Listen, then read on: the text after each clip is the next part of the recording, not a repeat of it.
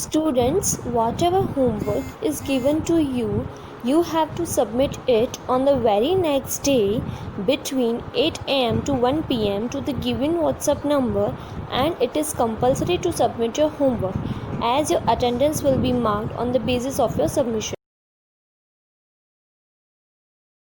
Hello students, this is Sharma Nitin, your maths teacher, and today we are going to start with our next topic of class 7 exponents and powers chapter number 30.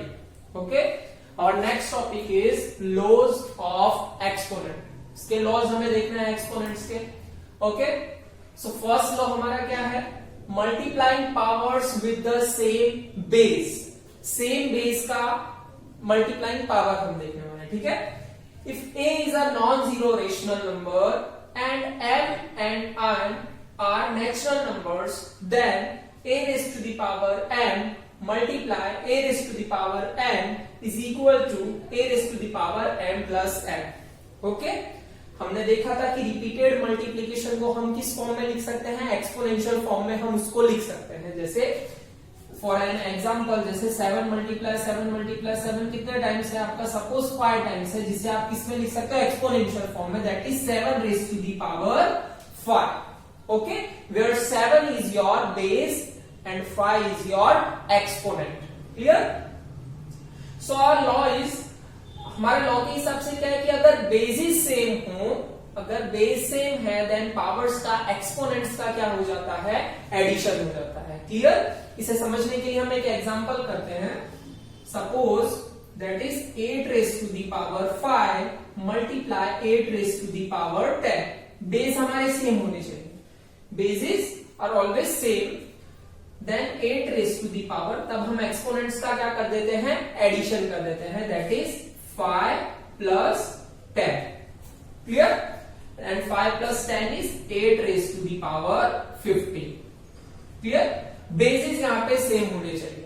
ऐसा हम rational number के लिए भी कर सकते हैं, जैसे 2/3 raise to the power से 5 मल्टीप्लाई 2/3 से रेज़ टू द पावर 7.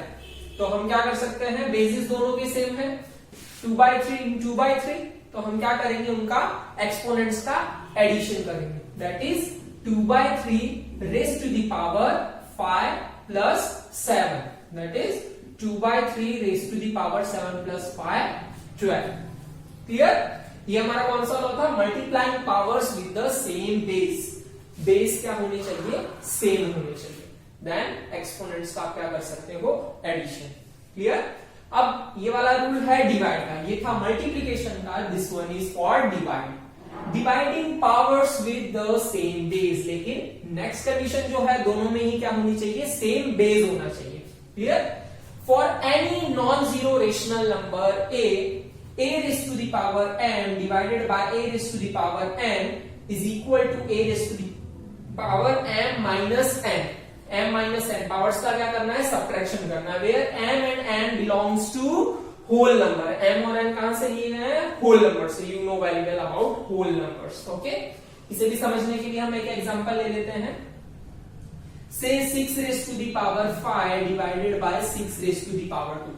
इसको डिवाइड को हम ध्यान रखना है कि फ्रैक्शन फॉर्म में भी लिख सकते हैं. That is a raised to the power m upon a raised to the power n. Okay, then a raised to the power m minus n. Then 6 raised to the power 5 divided by 6 raised to the power 2 is equal to 6 raised to the power 5 minus 2. That is 6 raised to the power 3. Clear? यहां पे हमें ध्यान रखना है कि इसी तरह यहां पे, जैसे यहां पे सेम बेस की बात हो रही थी, यहां पे भी सेम बेस की ही बात हो रही है. जैसे एक एग्जांपल हम ले लेते हैं. जैसे consider let 2 raise to the power 5 multiply 5 raise to the power 2. क्या इसका multiplication? Can we add these exponents here? Obviously not. Why? Because bases are not same, so we cannot add the exponent over here. Okay? Why so? Because the bases are not same here. Clear? ये rule था आपके divide के लिए. Clear? इसके बाद हम देखेंगे powers के पावर का. Clear? Now our third law is power of a power means power की पावर हो तब क्या करना है. Say a is any non-zero rational number and m and n are whole numbers. Then a raised to the power m whole raised to the power n is equal to a raised to the power m multiply n. Power की power का क्या हो जाएगा multiplication. एक example ले लेते हैं समझने के लिए. Say -3 raised to the power 5 whole raised to the power 3. Okay, so power of a power तो क्या हो जाएगा पावर्स का मल्टीप्लीकेशन हो जाएगा. That is 5 multiply 3 that is -3 raised to the power 5 3s are 15 over here. Clear. ये था powers का पावर. पावर की पावर दैट इज पावर का क्या हो जाएगा मल्टीप्लीकेशन हो जाएगा. Next one is multiplying the powers with same exponent. अभी तक हम मल्टीप्लाइंग देख रहे थे किसका विद सेम बेसिस का. अगर एक्सपोनेंट सेम हो तो ये वाला रूल है. क्लियर. अगर एक्सपोनेंट सेम हो तो अभी तक हमारा क्या था बेस सेम था, लेकिन इसमें क्या है एक्सपोनेंट सेम है. So if a and b are any non-zero rational numbers and n belongs to whole numbers, n जो है वो कहां से है होल नंबर से है. a raised to the power n multiply b raised to the power n, तो इसमें बेसिस का क्या हो जाएगा मल्टीप्लीकेशन हो जाएगा. That is ab whole raised to the power n. Clear? Let's take an example for 7 raised to the power say 5. Okay? Multiply 6 raised to the power also 5. तो हमें क्या करना है बेसिस का मल्टीप्लाई करना है. That is 7 multiply 6 whole raised to the power 5. Okay? And 7 6 are 42 whole raised to the power 5. This is law with same exponent. ये है सेम एक्सपोनेंट. इससे पहले वाला जो फर्स्ट लॉ था वो था सेम बेसिस के लिए and for multiplication and divide. This law is for multiplication of the powers of the same exponents. Clear. First law is law of exponents में फर्स्ट क्या है dividing the powers with the same exponents. इससे पहले हमने same exponents का क्या देख लिया था मल्टीप्लीकेशन. अब हम क्या देखेंगे इसमें डिवाइड देखेंगे. So if a and b are any non-zero rational numbers and n belongs to whole number, then a raised to the power n divided by b raised to the power n can be written as a by b whole raised to the power n. एक example से समझ लेते हैं. जैसे 3 raised to the power 5 by 4 raised to the power 5 can be written as yes 3 by 4 whole raised to the power 5. Clear? अगर अलग अलग power है तो हम एक की पावर में उसको लिख सकते हैं. That is a by b whole raised to the power n. Clear. अब हम देखते हैं नंबर्स विद एक्सपोनेंट 0 हो तो क्या होता है. जैसे एक एग्जांपल के लिए समझ लेते हैं. Suppose 4 raised to the power 5 divide by 4 raised to the power 5. Clear. So 4 raised to the power 5 means 4 का रिपीटेड क्या होगा multiplication. That is 4 multiply 4 how many times 5 times. And नीचे भी सेम रहेगा 4 5 टाइम्स. तो 4 से 4 कैंसिल हो जाएगा 5 टाइम्स. ओके. तो क्या रिमेन रहेगा yes 1 by 1 that can be written as 4 raised to the power 0. क्योंकि इस चीज को हम क्या लिख सकते हैं 4 raised to the power 5 divide by 4 raised to the power 5. And by division लो हमने क्या देखा था 5 minus 5 is 0. 4 raised to the power 5 minus 5 can be written as 4 raised to the power 0. Okay? And 4 raised to the power 0 is 1. Clear? अब हम बात करते हैं एक्सपांशन की. ये आपने क्लास 5 क्लास 6 में पढ़ा होगा एक्सपांशन. जस्ट इसे रिकॉल करने के लिए देख लेते हैं और इसमें क्या न्यू है वो हम डिस्कस करते हैं. कोई भी मैं एक नंबर ले लेता हूं से 2 6 7 6 5 9 3. ओके. इसको हमें एक्सपांड करना है. ठीक है. तो 2 कौन से प्लेस पे है 1 10 100 1000 10,000 and lakh. That is 2 multiply 1 lakh. Okay. Then plus 7 कौन से प्लेस पर है 10,000 प्लेस पर है. That is 7 multiply 10,000. Clear. Then plus 6 कौन से प्लेस पर है 1 10 100 and 1000. That is 6 multiply 1000. Plus 5 similar 5 multiply 100 and plus 9 multiply 10 plus 3 multiply 1. Clear? अब इसे हमें एक्सपोनेंशियल फॉर्म में लिखना है, इन चीज को हमें एक्सपोनेंशियल फॉर्म में लिखना है. दैट इज 2 मल्टीप्लाई, ये क्या हो जाएगा 10 raise to the power 5. That is 10 multiply how many times 5 times. Then you will get 1 lakh plus 7 multiply 10 raise to the power 4. Okay. Similarly 6 multiply 10 raise to the power 3 plus 5 multiply 10 raised to the power 2 plus 9 multiply 10 raised to the power 1, and 1 can be written as 10 raised to the power 0. 10 raised to the power 0 is equal to 1.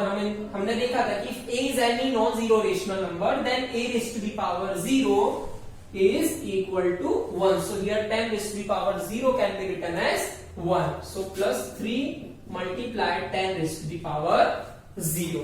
Okay. तो यहां पे हमने इस चीज को किसमें लिख दिया, एक्सपोनेंशियल फॉर्म में, पावर्स फॉर्म में लिख दिया. यही हमें लिखना था. ठीक है. अब हम देखते हैं how to express a large number into standard form. ठीक है. स्टैंडर्ड फॉर्म में हम इसे किस तरह करेंगे. A number is said to be in the standard form if it is expressed as a product of a number between 1 and 10. Between 1 and 10 होना चाहिए, including 1 also, but excluding 10. And multiplied by the power of 10. और multiplication होना चाहिए power of 10. यहाँ पे कुछ examples है, वो सॉल्व करते हैं. जैसे सपोज गिवन नंबर को हमें स्टैंडर्ड फॉर्म में लिखना है. ठीक है. यानी कि वो नंबर किसके बीच में होना चाहिए, आपका 1 से 10 के बीच में होना चाहिए, including 1 but excluding 10.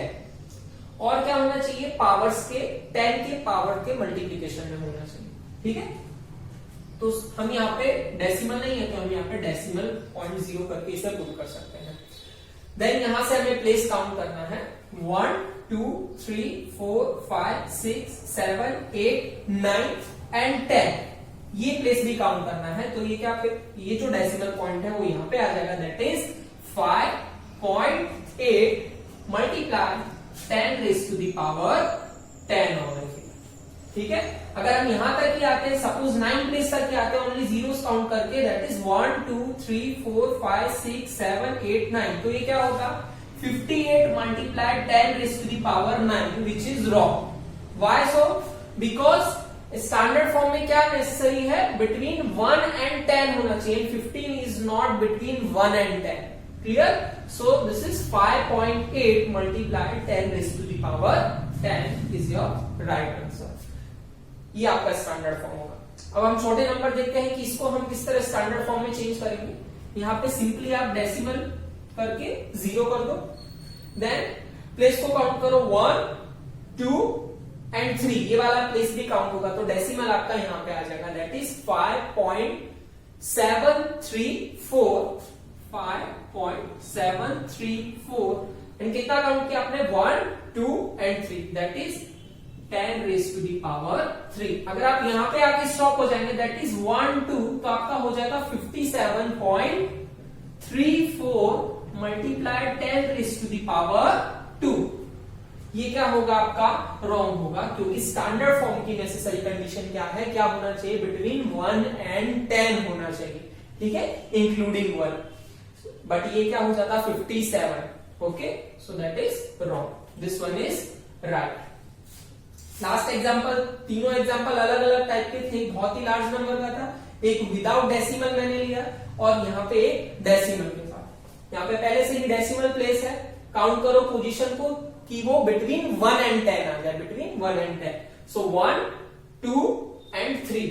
So it becomes 6.748 multiply 1 2 3. ये प्लेस काउंट होगा नहीं. So 1 2 and 3 multiply 10 raise to the power 3. Clear. This is your in standard form.